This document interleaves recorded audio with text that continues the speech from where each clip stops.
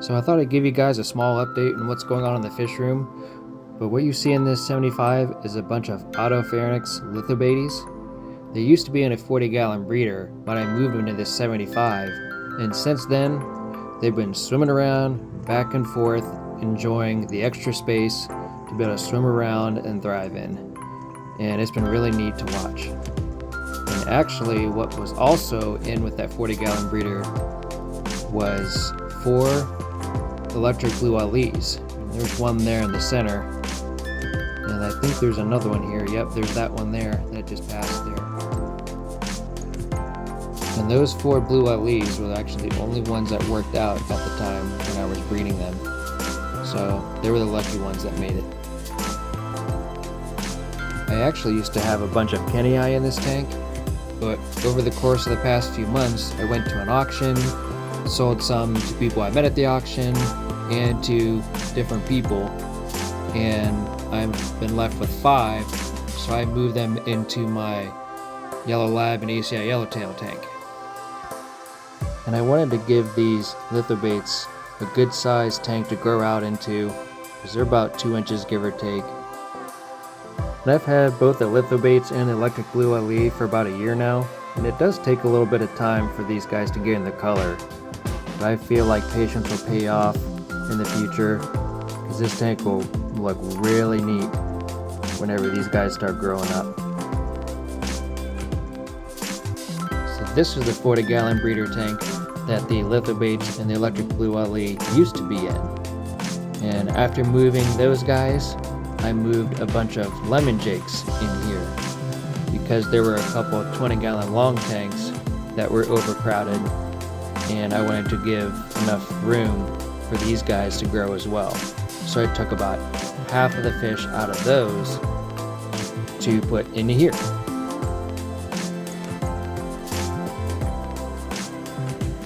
And this is how the tank looks now from one of the 20-gallon longs with lemon jakes in it. So these guys, since moving the fish, look a lot more calm, a little less stressed, so it'll help them grow out as well.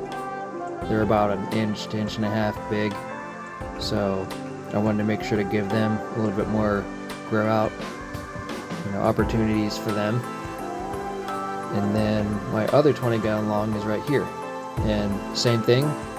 It was overcrowded, about the same size as the other tank, and I just wanted to give them a little bit more space, a little bit more grow out opportunities, keep doing my water changes, and they seem to be happy as well. And for anyone who's not familiar with my channel, I made this 20-gallon long rack myself.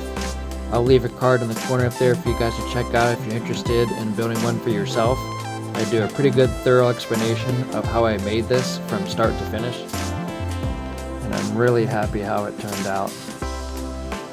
And this 10-gallon rack I made myself with the same dado cut style as I did with the 20-gallon long, and I'll leave a card up in the corner if you guys want to check that video out. But this is actually going to be completely removed in the future from my 220-gallon tank.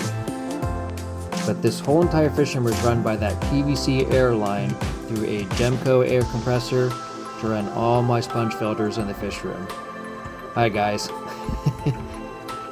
So yeah, lots of fish movement for future planning.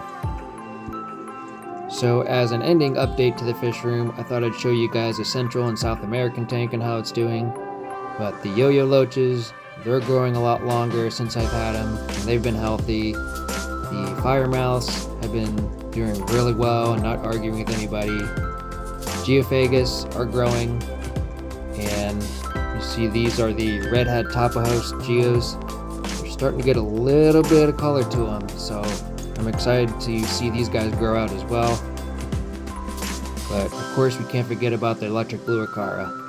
That's the biggest guy in the tank so far, and he's got no fin damage, he's happy, he's healthy, and he's just probably the most beautiful fish in the entire tank right now. But yeah, firemouths, like I said, are doing really well. No one's really arguing too much with anybody.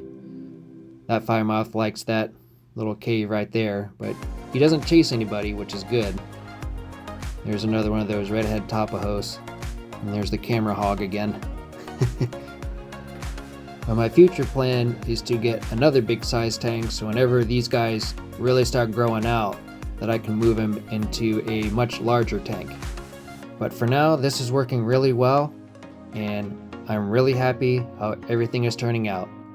Thanks for watching, guys. I appreciate it. Don't forget to like, subscribe, and all that jazz. And we will see you on the next one. Later.